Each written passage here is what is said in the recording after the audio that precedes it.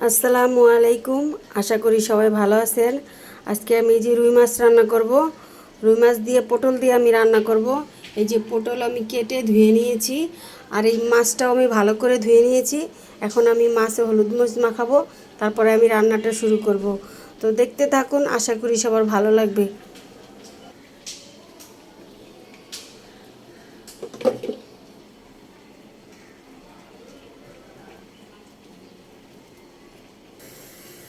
এই যে আমি মাছটা ভাজার জন্য কড়াইটা বসিয়ে দিয়েছি, এখন আমি তেল দিয়ে দেব।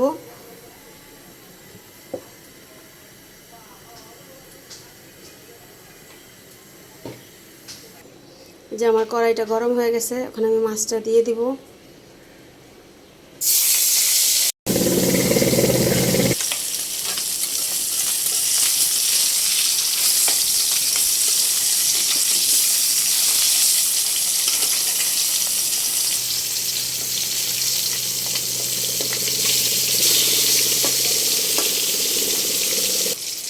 এই যে আমার মাছটা ভাজা হয়ে গেছে, এখন আমি উঠিয়ে নিব।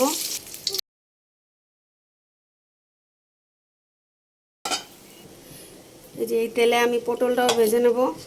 পটলটা দিয়ে দিলাম।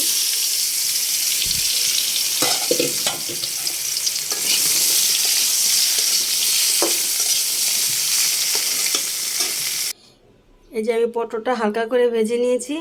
এখন আমি তরকারিটা বসাবো। যে আমি তেলটা দিয়ে দেবো এখন।